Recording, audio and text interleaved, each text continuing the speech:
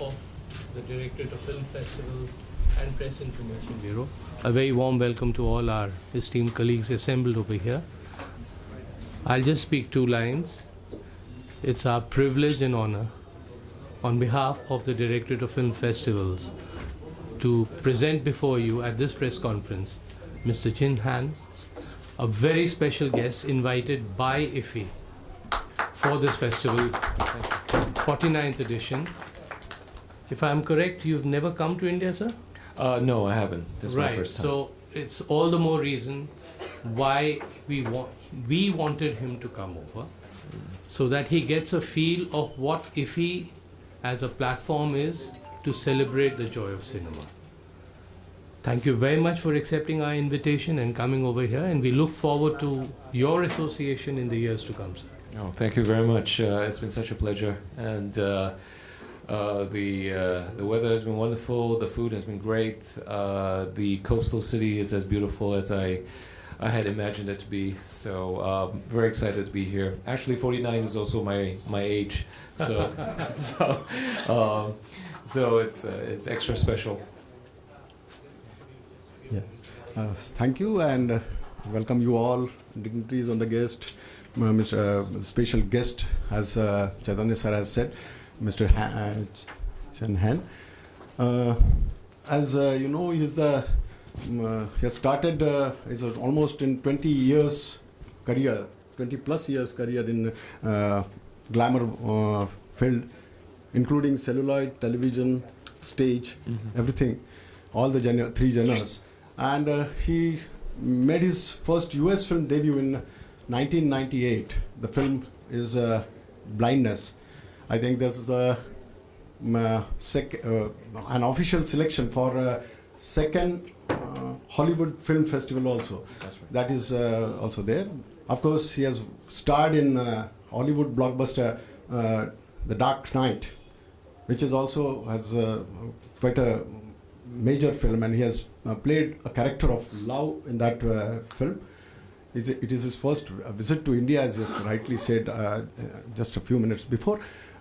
He has starred in Asian, Ultra Asian series, mini-series of Singapore, this thing which has also in 2001, which has also bagged the Best Television Film Award for 2000 of that year, 2001.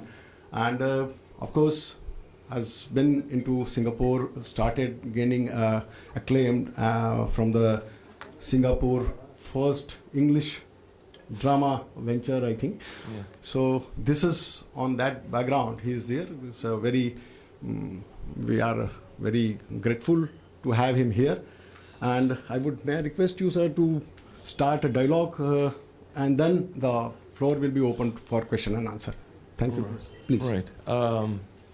So I'm looking forward to your questions. It's been a long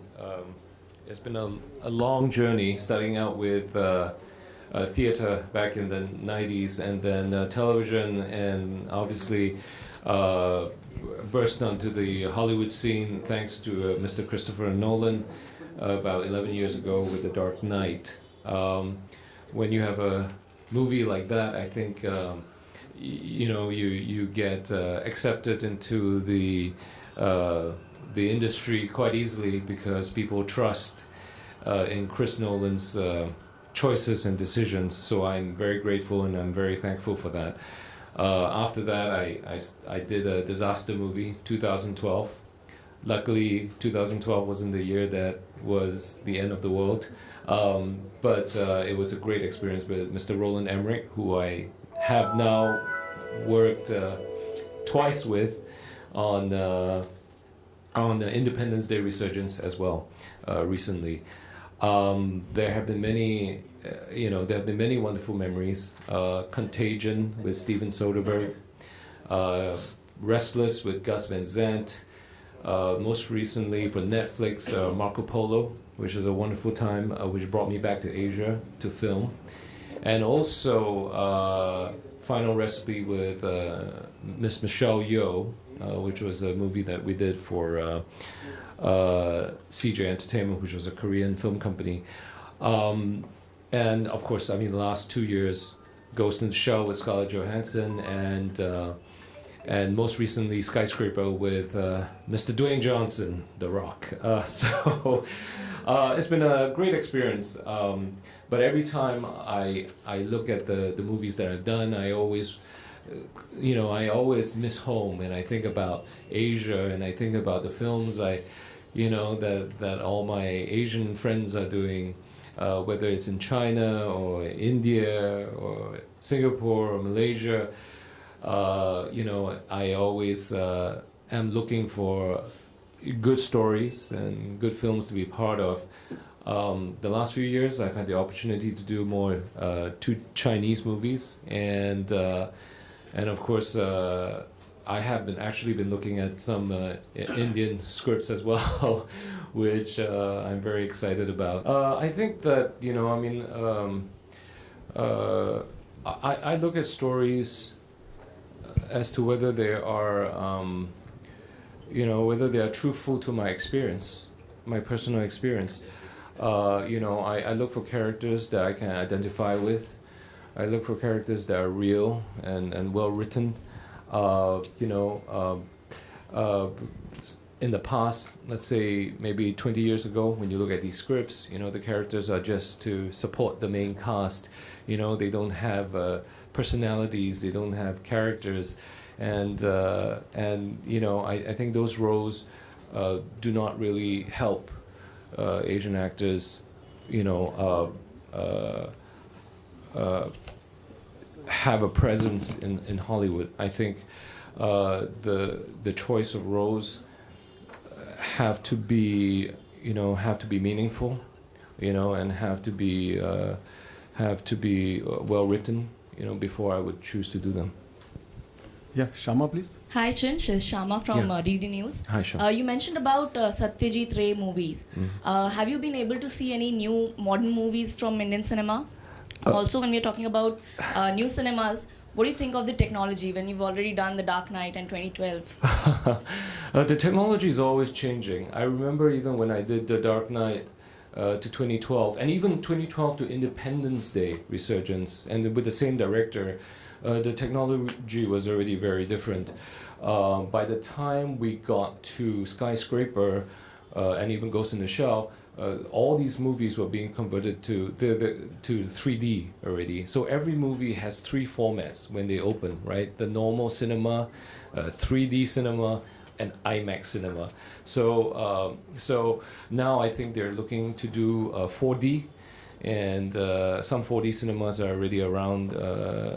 They're in Southeast Asia. I remember when I was in Thailand, you have 4D, and I saw Titanic in 4D, and you feel like the boat is moving. So I think the technology is always changing, but it's good because it allows people to, with any kind of creativity, a lot more opportunities to make movies. In the past, when we shot a movie on film, right, it's big reels of film that you have to film, and you can only shoot 20 minutes, and then you have to change the reel. Now with digital, you can keep shooting. You can shoot so much, and then you can also save time, in terms of processing the film. When we were shooting The Dark Knight, for example, and The Dark Knight, a lot of it was shot on IMAX. Now IMAX, do all of you have seen IMAX movies? The IMAX movie is shot on an IMAX camera, and the IMAX camera is very, very big. So if you look at those cameras back there, IMAX camera is about maybe 5 times or 6 times the size of that camera, and the real one frame of film is the size of your hand, right? So that is a very big piece of film. So whenever we shot the action sequences in The Dark Knight, for example, on IMAX, those film will take a few days to process in the lab and then send back to the director to watch. So there's no immediate playback. Now, when you make a film now, you can shoot and then you can look and you can say, oh, okay, that's good, that's not good. But if you're shooting those, in old times in film and IMAX, you shoot and you don't see your film for a while, and then it comes back, and by the time you see if there's anything wrong with it, it's too late to change. So it was a very different time, and I think now, because of the cost effectiveness of making a movie, I think there are many more opportunities for stories to be told, whether they're Indian stories or Chinese stories, or Hollywood stories. I think it kind of equalizes the playing field. Any Indian movies you've seen lately? There was this really. I think everyone has seen this movie, Dangal, right? The wrestling movie, and I think that movie was so successful for good reason, because it has all the values in terms of family values, Asian values, and it speaks to emotions and the heart. So movies like that, which carry this kind of universal subjects and themes, are very, very, stand a good chance of finding a global audience. The Marco Polo was very different as well. I think Marco Polo for Netflix, the web series is somewhere in between television and film. So I think if you compare Marco Polo, which is similar in budget to Game of Thrones, I think it was 100 odd million for the movie. For the series of 10 episodes, you feel like you're shooting something between a TV show and a movie. It's not a movie, but it's also not TV. So that kind of filming is fun, because you get 10 episodes and they give you 10 episodes and you read it and you do the film. It's like a very long movie that you do. It's like doing a 10-hour long movie. So, but it's in television format. So it's a very strange thing. I mean, this limited series that we now have with Netflix and Amazon Prime and Hulu and HBO, I think that's somewhere. But that also gives the filmmakers the ability to then make TV closer to film. Please. Of coming to the festival and coming to Goa? My experience to coming to Goa is the hospitality is amazing. I was over at the hotel and I was, they made me a cup of coffee, and then he asked how the coffee was, and I was like, yeah, it's good, but it's not like I'm used to. And he was like, what kind of coffee are you used to? And I described it, and he says, let me make you another one. And he kept making it until he got it right. I thought that was amazing. So hospitality was the people are so hospitable. The environment is wonderful. To have the festival at the coastal city reminds me of being at Cannes, really. Because Cannes is also a coastal city, it's the really wonderful environment. The opening ceremony was very fun and entertaining, and I also was very happy to be able to meet your new superstars. I think it was Akshay, Kumar, Karan Johar. Because normally in my mind, when I'm thinking of of India, I think of your king, what do you call him? The Shah Rukh Khan, right? And then for some of the other older actors, Irfan Khan, because we are all in Hollywood. He has done Hollywood films too, and we know the same people, I think, as well, even though I haven't met him before. So my idea of Indian stars are the older ones. So coming to this Iffi was very, very fun for me, because I get to meet all the new ones too, and the younger superstars. Theatre in Singapore is still theatre in Singapore is actually very vibrant. I think when I started doing theatre in Singapore was the 80s, and I think because Singapore found its independence in the 60s, it's still a pretty young country, and as a young country, we are looking for our identity, we're looking for our voices, and the theatre is where you find your voice and your identity. So at that point in time, you know, the film industry wasn't as developed. We didn't do that many movies a year back in the 80s. Television, they did more of, but you know, they had a lot of help from the people who were doing TV shows and movies in Hong Kong. So that was what was being done in television. Film was still very young, and they didn't make that many movies a year. So a lot of activity was happening in the theater, and the theater was a very exciting time to be, and even now as well, you know. And I think that the development of any kind of entertainment industry is not just the actors, right? I mean, I think that ultimately when you start finding more writers, that is where also the whole industry gets pushed forwards, you know, because these are the people who are telling your stories. So the whole industry has to move at the same time. I think the directors, the development of directors, the development of the writers, and the development of the actors all have to move at the same time. Even costume designers or sound designers or lighting designers, you know, I think that is when you see a whole industry flourishing. And I think at this point in time, theatre in Singapore is experiencing a very nice growth, I think, and development. Yeah, maybe the last question from the lady. Much is being made of Indian presence and the global stage, especially in Hollywood.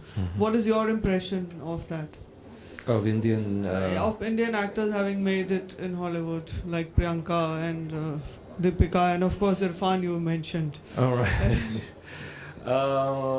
I'm always happy to see Asian faces on the Hollywood screen.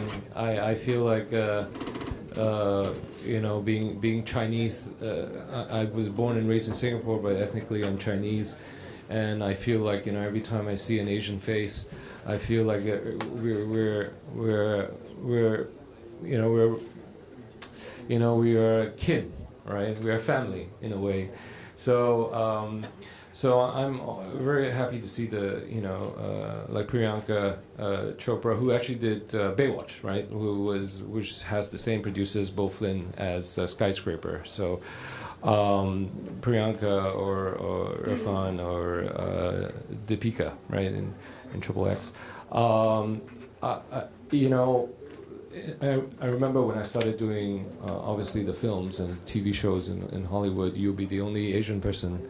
And by the time I got to doing Marco Polo, I go on set and there's like Asian people everywhere, and that's a Hollywood production.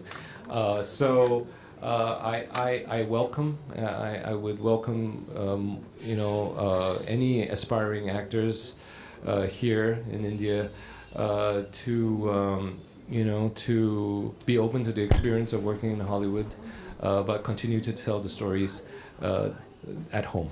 So I think in that way you get the best of both worlds. You get to leave your mark on the global stage, and at the same time, you will, you know, you may be able to come back home with a different kind of understanding of filmmaking and TV making, which I feel I've been very grateful and blessed to have.